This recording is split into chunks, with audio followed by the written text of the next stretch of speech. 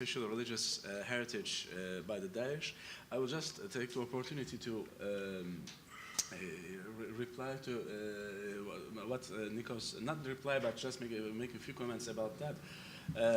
The Mount Athos is also very important for the Ottoman history. And I know that many monasteries are full, are treasuries of Ottoman archives, documents, and other things that haven't been explored entirely to the best of my knowledge. And I also know through the Turkish Byzantine historian that in some monasteries, including Xiropotamu, the holy service is being performed for the soul of Ottoman sultans, namely Selim I, who has been the rebuilder of the monastery. Normal. That's very normal. And I heard similar things in northern Greece by the members of the clergy and some other people, which shows that how cultures are intermingled, and from a cultural viewpoint and from a religious viewpoint, it shows that we can respect and love each other not only in this life but also in the afterlife, and pray for the soul of somebody belonging to another religion, as we do. Well, this is a very short comment about the Mount Athos. And coming back to the subject that I will be talking about shortly, it's how to understand the destruction of the historical heritage, especially the religious heritage, by the Daesh in Iraq and in Syria.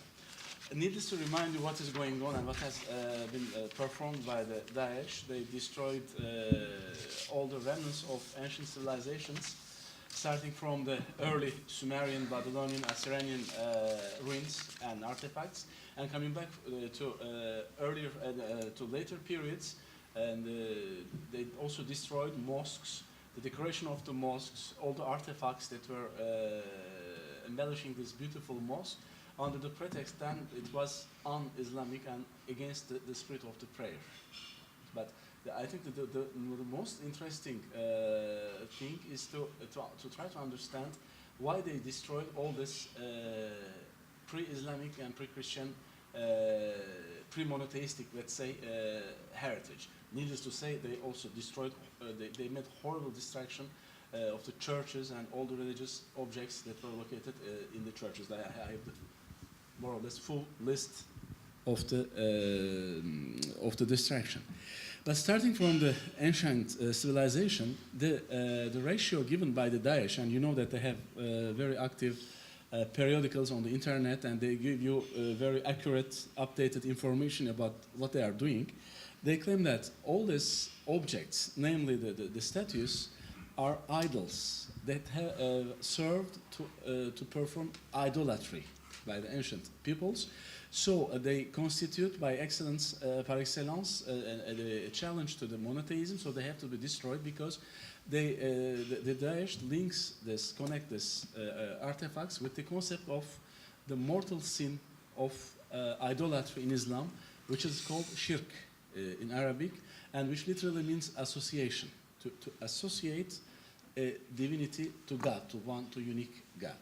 So every Muslim has to make a genuine effort to destroy idolatry. So if you discover any artifacts or statues that have been used for the purpose of idolatry, you have to destroy them. So this is an ethical must. I'm talking from the mouth of the Daesh. So this is their reason to destroy all these things. The problem is that, one of the problems is that, at the same time, while they are destroying all those things, they are also smuggling and selling all the things they have discovered in the museums or just stolen from the field, and you can buy them from the black market all around the world, especially in Europe, in the United States, and it's no state secret that these things are being smuggled through Turkey. Some of them, many of them, are smuggled through Turkey. And it's very interesting because we are facing a very frequent case of conflict between a pure, rigid ideology with intransigent requirements and the realities of life. Realities, they have to buy weapons. Weapons are very expensive, and to finance weapons, they have to sell something that is at least as much expensive as the weapons. So archaeology, but they are so smart that they can, how can I say, translate or adapt this policy into Islamic terms. For instance, when they are allowing the black market, the mafia leaders to make illegal excavations in the field and smuggle the archaeological artifacts, they impose the 1/5 Islamic taxation of homes. So apparently everything is, the facade is saved, and this has an appearance of being an let's say legal act. Let's try to understand the Daesh viewpoint from an Islamic perspective, not entering into the details of the Islamic theology, but just studying the Holy Scriptures, the Quran. So they are destroying the archaeological heritage, including the religious one.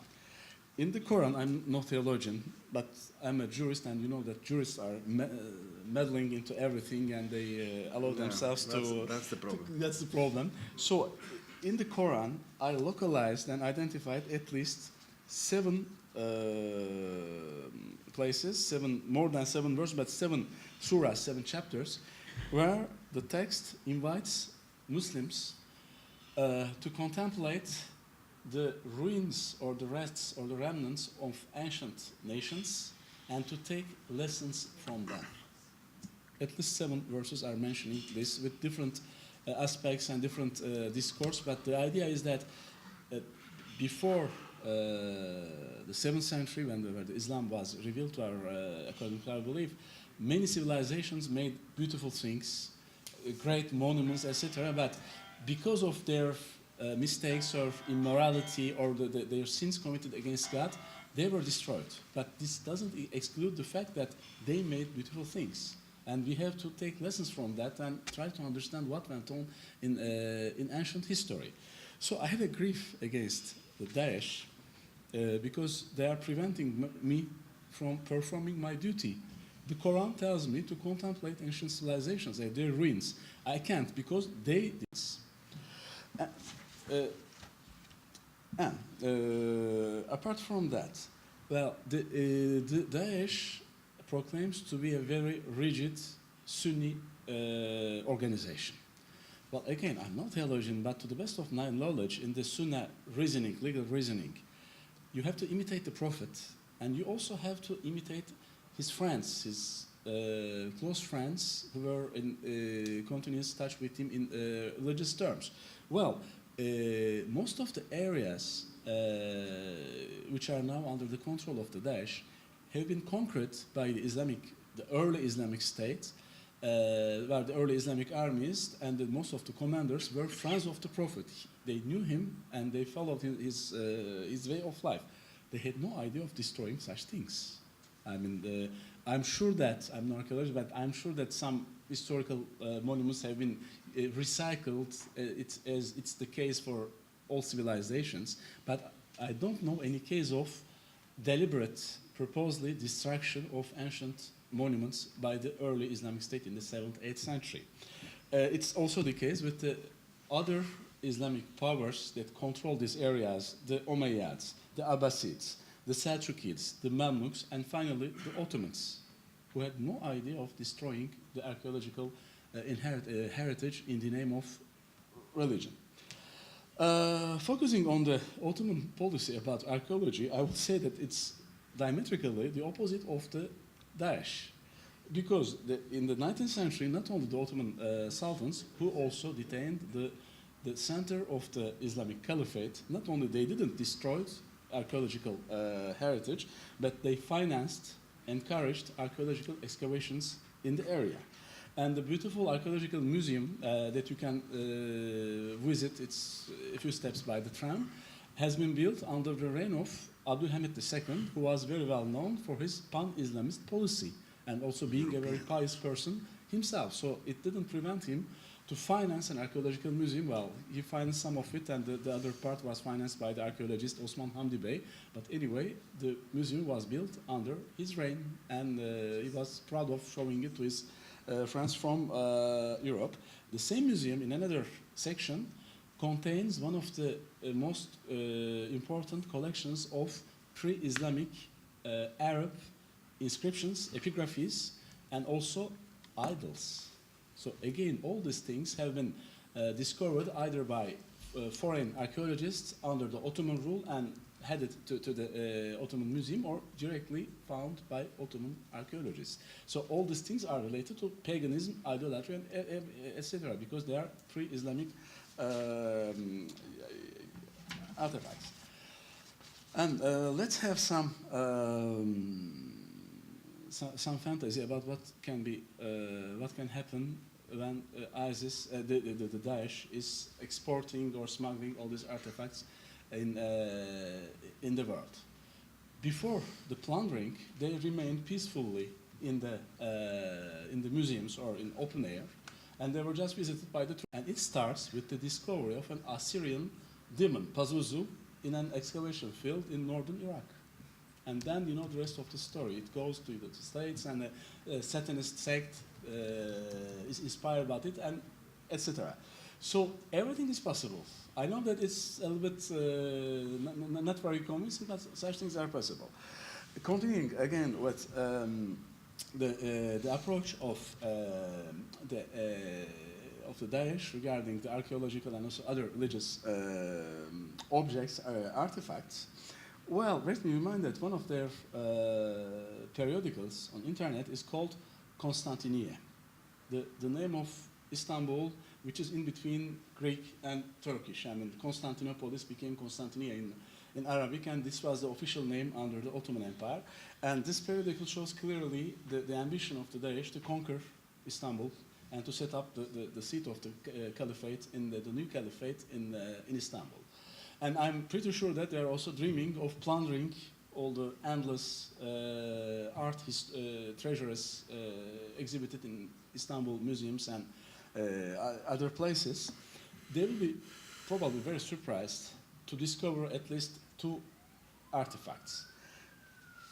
The first one is probably the unique, the only statue of any Muslim caliph in the history of Islam. It's the statue of Sultan Abdulaziz that you can see at the Palace of Beylerbeyi on the Asian side. So this is a caliph, the Ottoman Sultan, who invited a French sculptor to perform his statue. And this was no shock for any people, religious authorities or whatever. This happened probably in the years 1870s. So this statue may be very, very valuable for selling to the black market. The second artifact is even more interesting, to my understanding. This is a painting that is now, since a couple of years, exhibited at the Palace of Dolmabahce. The name of the painting is Women in the Harem. So this is a huge painting representing women around a pool in the harem. The painter is the last Caliph Abdülmecid. Not the last Sultan, because the Caliphate survived for 2 years after the abolition of the monarchy between 1922 and 1924. The painter is the Caliph. And to compare the dresses of the two artifacts, I can say that the statue, the Sultan Abdulaziz, is wearing his official uniform plus a raincoat, and the ladies on the painting wear nothing. So this, I think, explains the transition and the mentality, the set of mind of the distraction, and how, all this artistic tradition can be vandalized in the name of what I would call a counter-tradition, an anti-tradition. This will be my humble comment.